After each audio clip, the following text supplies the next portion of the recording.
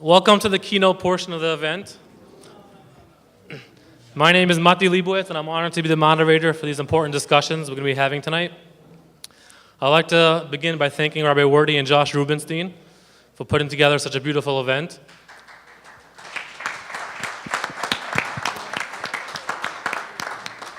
Each year we come back here and it seems to just get better and better, so that attests to the success and the value this program gives.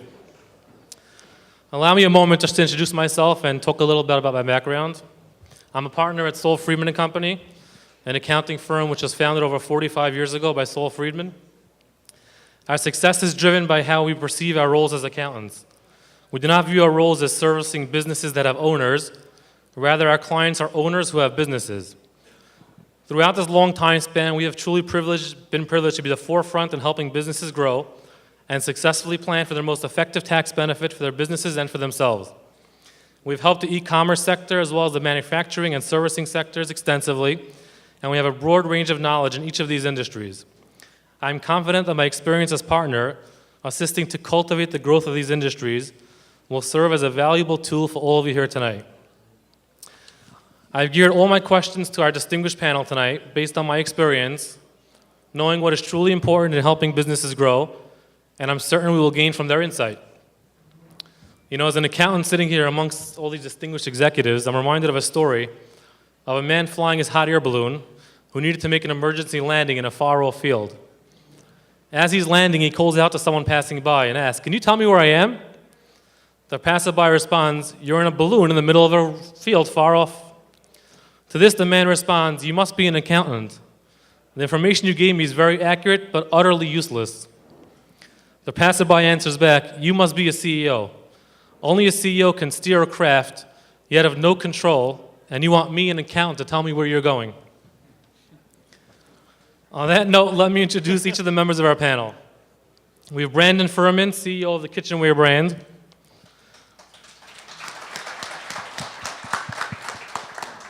Leah Sulin, CEO of Stonecutter. Moshe Malamed, the COO of Modway Furniture. And my good friend and a friend of our firm, Shlomi Greenwald, CEO of SGM Sochering. I just wanted to begin this segment by working our way around the panel and allowing each of the panelists to introduce themselves and tell us a little bit about their companies and what roles they play. So let us begin with Brandon at the end, and we'll come down this way. So I have a private label kitchenware brand, which means I source and sell my own products. And my role is pretty much everything. I run the company. Basically, it's a one-man company with a bunch of freelancers and outsourcers that do all the rest of the work for me. Right now, we sell in, 9 countries, and do several $1 million a year in sales. Yeah. Okay. Lee? Hey guys, so my name is Leah Sulin. I'm CEO of Stonecutter. So I am a management company, consultant, some might say, more management, where I work with large brands and manufacturers and get their products on Amazon. So I handle everything from uploading products, optimizing the listings, running your PPC, inventory management, reconciliations, literally you name it. My company removes the need for an employee or several employees at larger brands. So we manage upward of $10 million in gross sales. And I've been doing Amazon for predominantly strictly Amazon management. And so I've been doing this for almost 7 years, selling on Amazon, but my company has been around for around 4 years. Hi, my name is Moshe Malamed. I'm COO and co-owner of Modway. We import furniture from countries all over the world and then sell it to pretty much anyone who will buy it. So that applies to all the online channels, the big ones, Amazon, Wayfair, Overstock, etc. We also sell wholesale, we sell offline, we sell at trade shows, etc.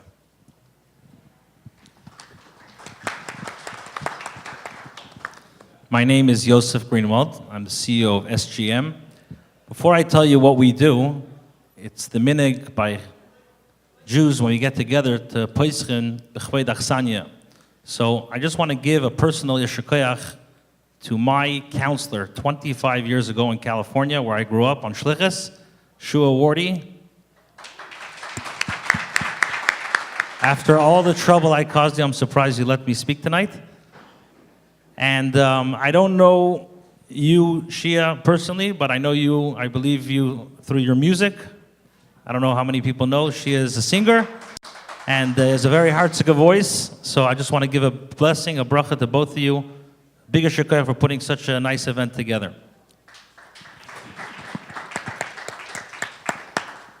As my brother-in-law and fellow colleague Zevi said, he spoke about what SGM does.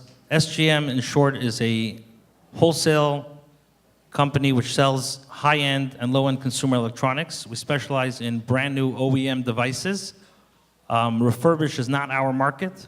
So as Arya says, if you're a daily deal site, you're an Amazon seller, or if you're even a B2B customer, we are your source to get brand new OEM high-end consumer electronics.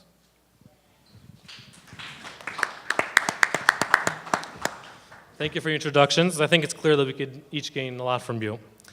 I want to break out the session into 3 parts. First, I'm going to ask some general questions that we can get from the panel, each of their answers. Then I want to sort of go more specific to each person, as I'd like to cover more topics that way. And if there's time at the end, we would take some questions from the crowd. Each one of you have been chosen to speak here because of the success you've had in your business. Can each of you pinpoint one strategy or practice that helped you lead your business to where it is today? Brandon, we can start with you again. It wouldn't necessarily be a strategy, but just overall networking, I would say. Selling in e-commerce, especially as my own brand with as just basically myself, it can get lonely and it can be difficult to kind of look for all the answers just yourself. So, after I've started and kind of had some difficulty, networking is really the one thing that I would say was just kind of gasoline on my business.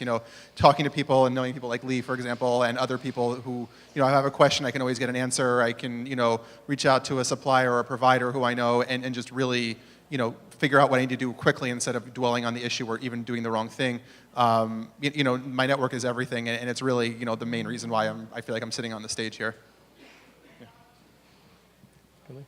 I obviously could not agree more. Networking, and what I was going to go after was learning. When I started selling on Amazon, I literally read every single blog post, every single software. I signed up for a free trial to see what they do and how they do it, just so that I can better understand what I need to do for my own business. And then when I sold my business and I started Stonecutter, what to do for my client's business. So, dedicating yourself to actually sitting and learning and not taking the super easy way out and letting other people do your work until you know exactly what you need to do. Because once you know what you need to do, then you can delegate that out. But if you're just kind of hoping that everybody else, does the hard work and you kind of have your 4-hour work week, that doesn't really work. I'll give 2 small ideas that have helped me a lot, especially in an operational role. The first one is, some of you may have heard this, but there's the concept of asking why. So I'll give an example that hopefully doesn't really happen, but anything's possible. You have someone in customer service and you get a phone call from a customer who's irate and says, I waited on the phone for 5 minutes, no one answered the phone. Okay. A lot of people would then go to customer service and do one of 2 things. Either they say, we need to hire another person, and they go hire another person, or they start berating those that are in customer service, saying, you need to answer the phone, you have to be better about it, etc. As opposed to asking why. So imagine this scenario. You say, why did no one answer the phone for 5 minutes? Well, it turns out both people in customer service were out at lunch at the same time. Why are you both out at lunch at the same time? Okay, we share a car. We like to go out to get something to eat. We both went out by lunch. No one was there to answer the phone. The solution now is very different than it was initially, or what the knee-jerk reaction would have been. Whether it means they trade off, or it doesn't really matter what the solution is. The point is you've reached the root of the problem. The other concept is to break big problems into small problems. Some big projects seem to be tremendous. You need to move an entire warehouse. It sounds mind-boggling. How do you do it? If you break it down into small pieces, the different functions, at that point it becomes a lot easier to manage and to manage effectively. What was the question? What's one strategy that got your business to where it is today? Okay, so to be honest, if I had to say one thing, it's definitely looking into living and guarding your business in a Torah way. Whether you always have to look, what does halacha have to say on business, whether it comes to hiring employees, paying employees.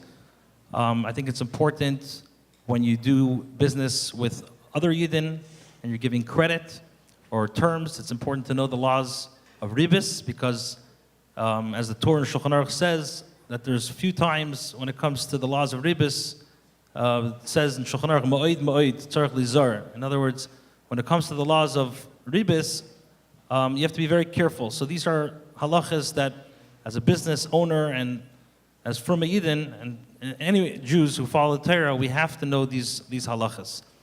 So to answer your question, the first and foremost thing is I look in what halacha says and what Torah has to say in running a erlicha business. But in a practical way, we're not such big Amazon sellers, or we don't have a furniture company, and we don't do private labeling. So the electronic industry is very, very saturated, and when I went into it, I was thinking, how can we stand out?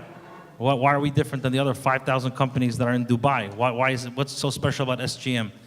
And I would say through perseverance, through integrity, and through real, I don't take no for an answer. And if I have to get into a company, as my father taught me, if I can't go through the front door, I go through the back door. If I can't go through the back door, I go through the roof. No is not in our books, and I try to imbue and ingrain that in our staff, that when we need to get somewhere, we get somewhere. Thank you.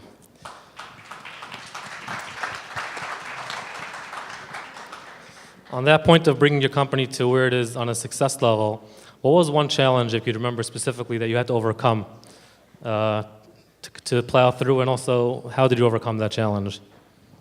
I think when it comes to growing your Amazon business or an e-commerce business bigger, the biggest challenge always ends up being cash flow. As you grow, you just need more and more cash to launch new products, or even just keep the existing ones running as they grow. To me, that's always the biggest challenge. I've kind of worked with a couple of different companies that have really helped me.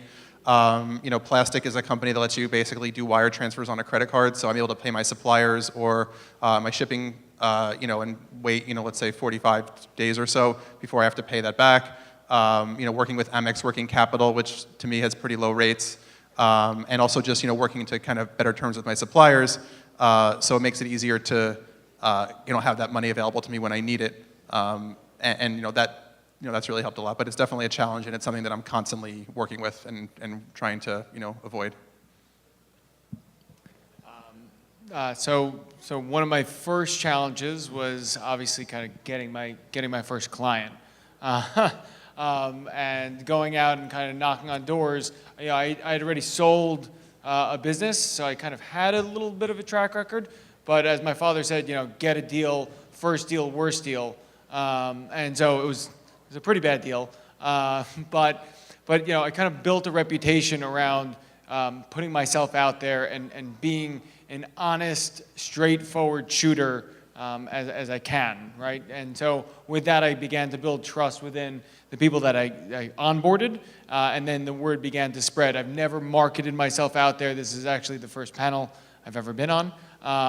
But I've never kind of put myself out. Instead, word of mouth goes around, and now I have 15 clients that I manage, and I'm fortunate enough to be able to pick who I work with and whether it's a true synergy between the both of us.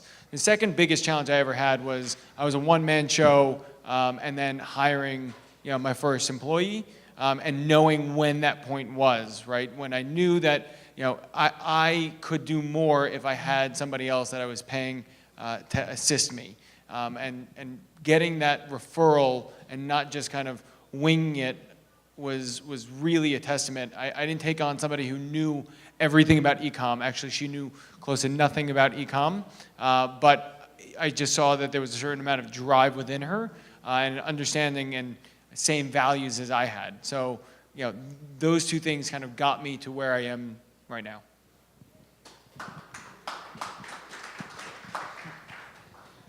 it's hard to go and pick, one challenge to bring out, since every day brings its own challenges, and it's rare that 2 days bring the same challenges. And hopefully that's not the case, because if that is, that means you haven't learned from the last one. But one issue that we've had, and I think most people, if not everyone that sells online has, is data management. It used to be, it was simple. You had one sheet of data for every product. It went to the stores, it went to wherever you sold it, and that was pretty much the extent. Then life got complicated with online. Every website has its own rules, its own templates, its own spreadsheets, its own type of information. It wants it in a different format, etc. And managing all that data gets complicated. So when we first started out years ago, we were doing it all with Excel files, a sheet for this one, a sheet for that one. It starts getting really, really difficult to maintain. Then, of course, eBay wakes up tomorrow and changes their whole spreadsheet, and you have to redo everything. So we built our own database. There are plenty of PIMs out there and other products like Seller Cloud that may make it easier. At this point, we built our own database that works for us, which has really, really made it possible to manage properly all that amount of information and keep everybody happy at the same time.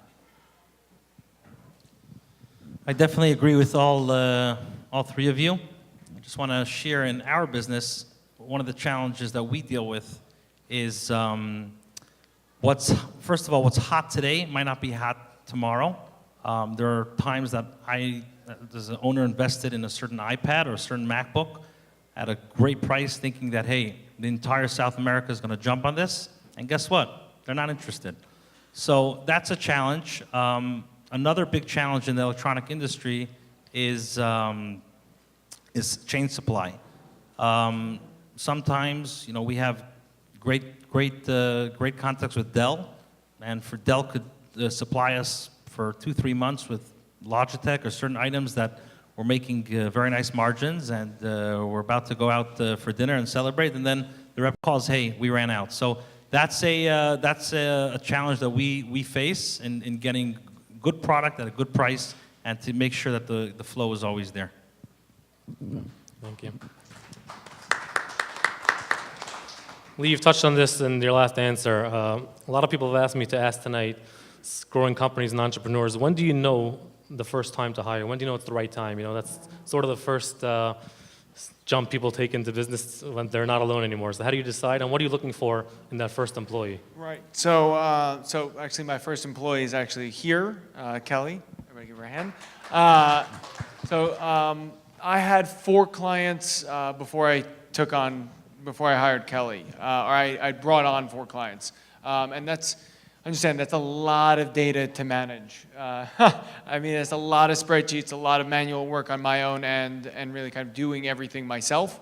And then I realized I've literally had an awakening moment of, if I don't hire somebody, I'm gonna only have 4 clients, because I can't possibly manage anything more. I currently built out my own database as well, but I couldn't have had the headspace to even think about doing that without Kelly. And so, when I first spoke with her and sat with her, and I spoke to a bunch of different people, and I actually went through a few different hires. The one thing I'll say about hiring, hire quick and fire faster, or hire slow and fire faster. I let go of people very quickly once I realized they didn't have the same drive as me. If they clocked out before their work was done, I don't care about hours. I don't care about vacation days. That's not my priority. My priority is, are you dedicated to actually growing yourself within the company, learning for yourself, and kind of self-growth as well. And so, when I first met Kelly, she had the same values that I had. And that's what truly mattered to me. It wasn't, are you good at Excel? I can teach you Excel. I can teach you how to do a VLOOKUP or a pivot table. That's not a problem. Anybody can learn that. But it's really the dedication to actually deciding, I want to learn this, and I'm going to do this for you and for us as partners. And that's kind of, Can anyone else speak to what they look for in an ideal employee? So, when to hire is a bit of a nuanced question. It obviously, if it's holding you back from growing your business, obviously you've waited too long. Other than that, it obviously depends on how important that role is. Some roles you can get to 100, 110% before you really need someone. Some roles, if you hit 100%, you've got a major problem, so it depends. How to hire, so we've hired well over 100 employees over the years, and I haven't yet found that magic secret that tells you how to hire and never make a mistake. So I've really found two things that help. Obviously, what he said before, fire fast, meaning when it doesn't work, you usually realize after the fact that you knew about it really quickly. Within a week or two, you didn't believe it was going to fit, but you had already hired, so you wait a little bit, you try a little bit, and it doesn't really end up working out. The other point is to have at least two people interview the person, either together or separately. Two people always provide a different vantage point, a different way of looking at it, and sometimes one person won't catch something and the other one will.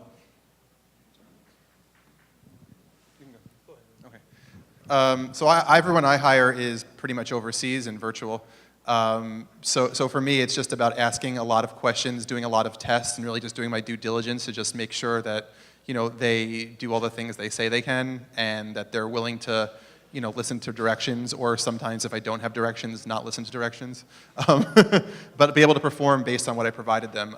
So for me, it's a lot about just qualifying again and again and again until I'm down to like a specific number of candidates who I think will work for me. So they say a shidduch is like Kriyas Yamsuf, and I have to say that I got very lucky with my employees who are here tonight, and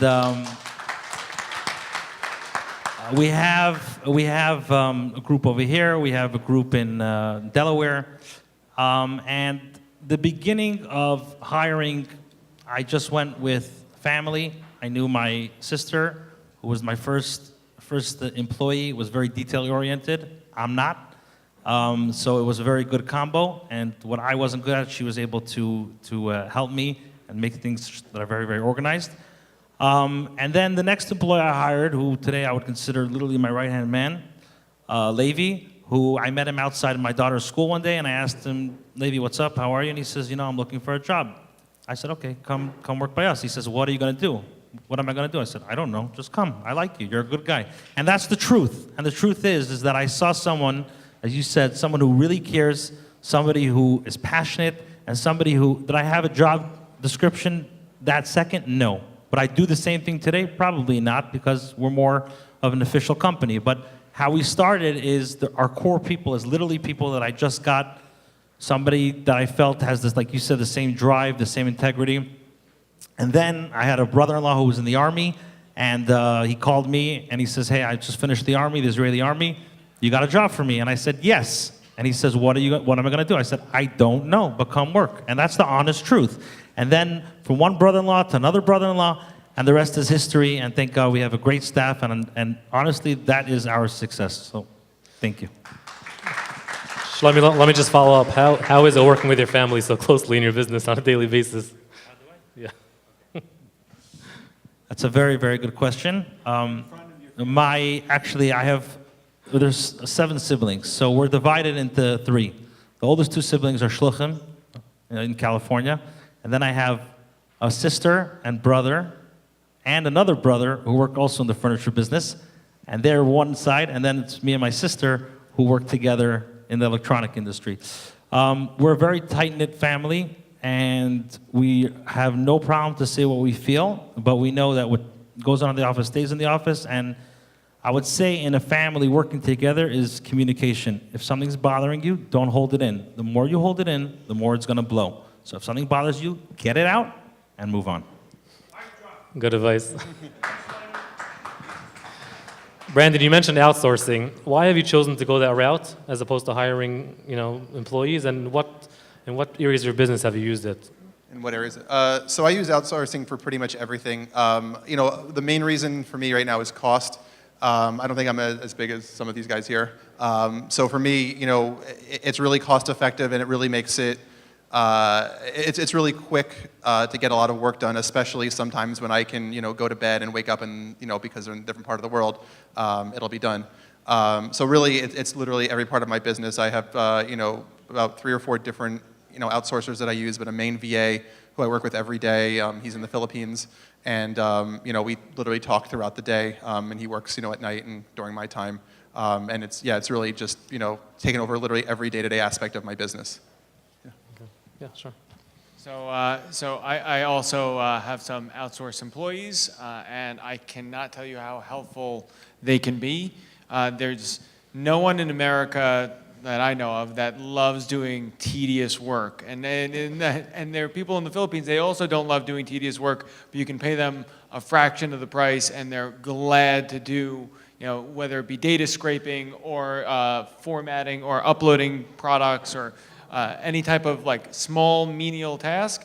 I have somebody who is $3 an hour in the Philippines. He is the most attentive to detail, amazing guy, and I have him read 3 articles a day and send me a summary just so that he can also continue to learn and grow himself. Also knew nothing about Amazon before this, but he was, once again, I just connected with him on another level. But I cannot stress, if you can outsource something in your business, whether it be customer service, whether it be data, any of these things, you can definitely outsource something. I don't know about outsourcing customer service. That's probably the one area I'd be really wary about. I don't know how many of you have called companies and heard these foreign accents that you can't understand, and it's generally not a positive experience. But what I have found outsourcing works well for is, A, anything that's repetitive, because you can teach them once. It doesn't require a lot of decision-making, any complicated understanding. It's the same work again and again and again, whether it's data scraping or other data-related functions. And then the other one is technology. If you can get the right programming team overseas with the right management, they can usually do well on it. I personally have not had a lot of success when it comes to trying to outsource anything that requires complex decision-making or guesswork or anything like that.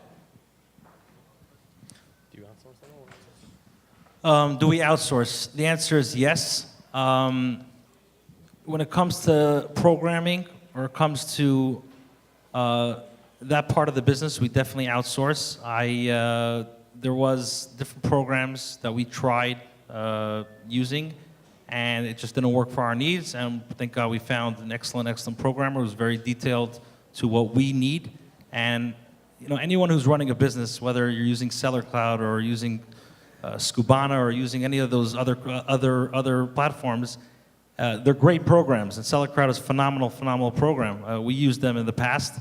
And it's important when you do use a program to have a programmer who understands exactly what you need. Because you can have all the tools out there and you can have everything and all the reports and everything, but if you don't know how to use them, it's useless.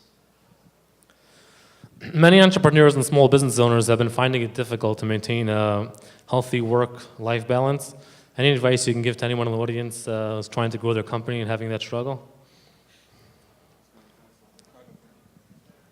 I'll go first. I went first before. So I'm really not very good at this, so I'm probably the worst person to talk about it.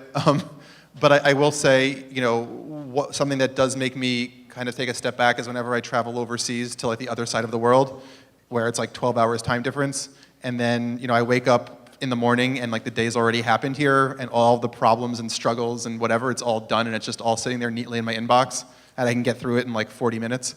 And I realize that maybe I need to de-stress a bit and take a step back because it's really not necessary as much as I actually do it, but I still do it anyway. Go ahead, I still got to think.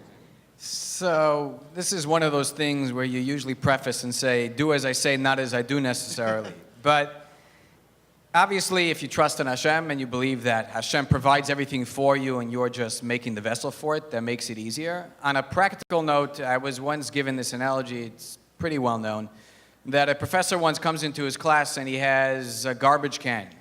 And he asks the students, is there room in here? They say, yes. He fills it up with large rocks. And he says, is there room? They say, it's full. He pours in small pebbles. Is there room now? There's no room. He pours in sand. Is there room now? No, there's no room. Then he pours in water. Point being, if you make space for the large things, the important things in your day, the other things will all fill themselves in and they'll all get done. If you don't make time and a priority for the important things, then the important things don't get done. And if you focus on what you do on a regular day, most of what you do is just the regular run-of-the-mill. You're reacting to the issues that are coming up. And then there are the few things you do that are actually what drives your business forward and actually make a difference. Focusing on what actually makes a difference in the big picture and not getting too caught up in the small details is generally helpful. So I have to agree with you. I am not good at this at all. I struggle very, very much to find a healthy balance between business and personal life. I'm very, very grateful for my wife, Marla, who's in the crowd. Very patient as we grow the business. It's a very, very high-strung business. We're dealing with hundreds of millions of dollars a month, and our margins are slim, and we have to make sure that every single wire comes in. When you send a $500,000 pallet to Dubai, you have to make sure that you get paid. I mean, there's ways in the industry that we protect ourselves with insurance, forwarders, etc., but it's a very, very high-stress business. And you know, you can have people overseas that confirm with you a deal, and you're like, hey, I'm getting in $500,000 today, and I'm good, and the account's going to be very, very healthy today. And then, hey, bro, backing out. What do you mean you're backing out? Sorry, take it or leave it. And that's literally what we have to deal with on a day-to-day basis, is to make sure that we have, you know, the orders are filled and the orders are covered.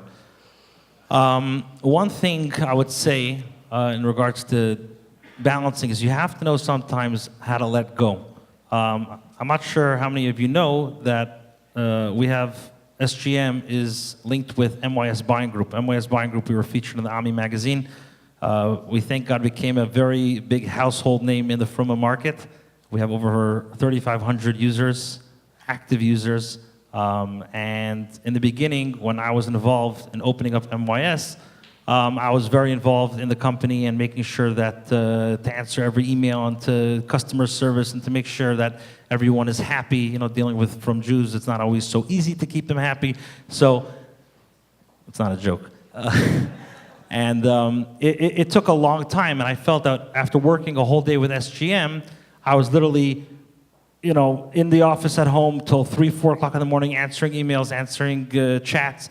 And it got to a point that I'm like, okay, in order for SGM to be successful and MYS to be successful, I need to hire a proper team that will do customer service. So that's something that I had to let go on in the customer service, which some of them are here tonight.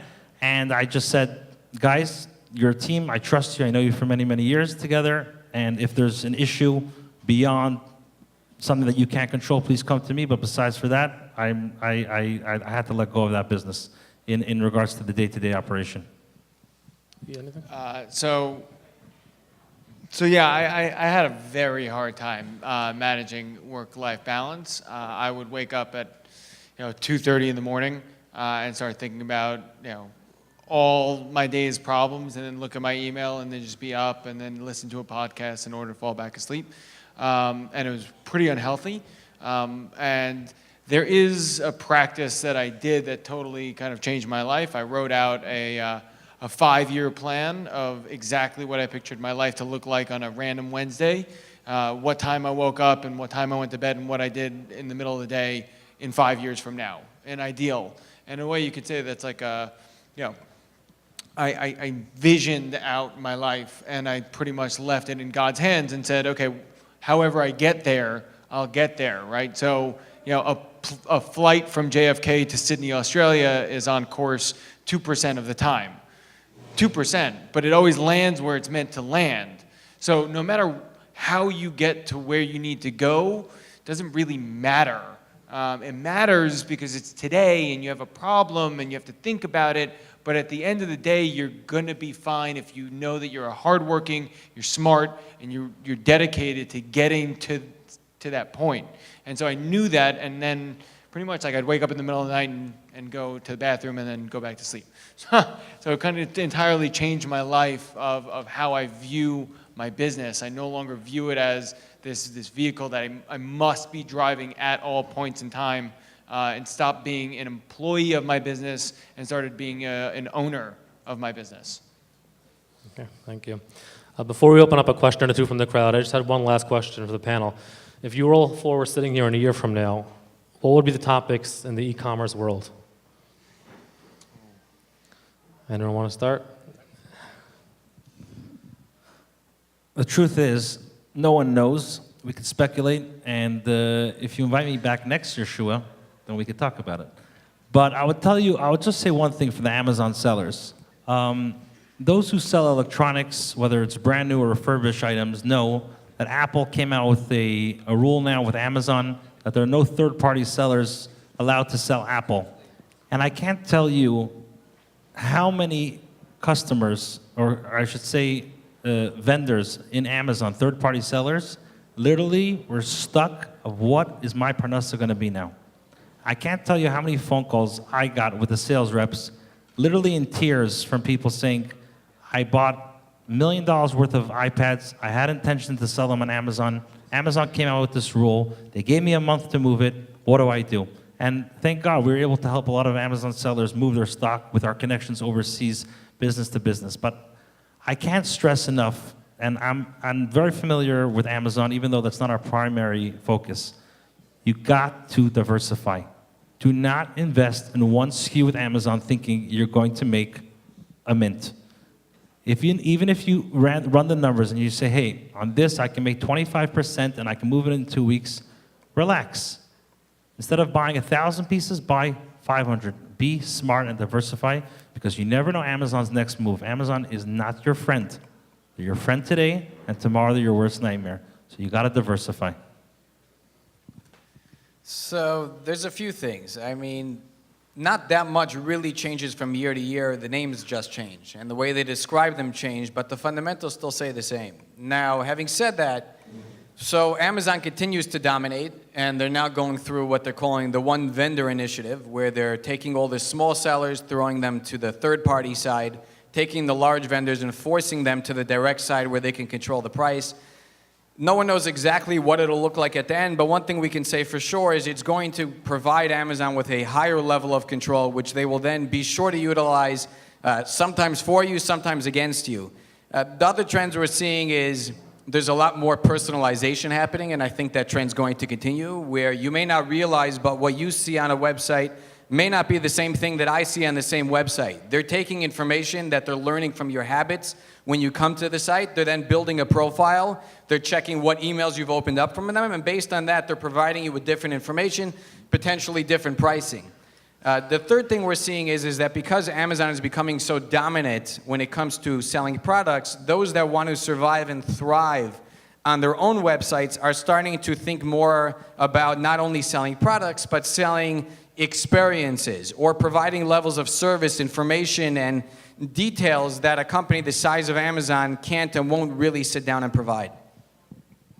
Yeah, so if I was here in a year, I would most likely talk about branding more so than anything, especially because Amazon's coming out with all their own private label companies, their own, and they're basically scraping all your data, and everybody can kind of go onto Alibaba and pick up a product and bring it in. But the truth is, what you need to start asking yourself is why, like literally, why does my product exist? Why does my brand exist? Why does anybody need to buy from me and not from the Chinese manufacturer that's selling? I actually went to China about 6 months ago, was flown out by a factory. The operation was mind-boggling. They had 100 people on the floor. They have 12 Amazon accounts. They sell everything. But the thing is that they don't market their product well.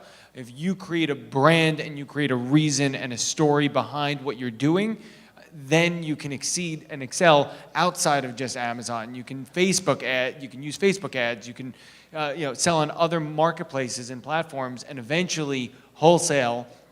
But until then, don't try to compete against just pricing and bringing in goods, because the guy that did that 7 years ago that makes the $20 million selling that little widget, that was 7 years ago. That was a very, very different age than what's happening right now. It's a lot harder to just start an Amazon business without knowing what you're doing and having an actual intention and reason for doing it. I'm going to say kind of a lot of what Lee said I agree with. But Amazon Basics and just how many products and brands that they're going to be launching that you'll realize are Amazon or maybe not realize are Amazon. They've increased dramatically over the last year, and they're going to increase even more dramatically in the next year. I saw a advertisement for Amazon batteries on like the Duracell page, and it was like Amazon had driven like a Mack truck through the listing advertising their batteries. And I think there's just more of that to come, and they have all of the data, and they're going to do a lot with it. And I think that to me, I think that's what we're going to be talking about is what their plans are. Okay, thank you, Rob. We already mentioned that we're out of time, so if you wanted to ask any specific questions, the panelists will hang around for a couple of minutes. Thank you very much for listening.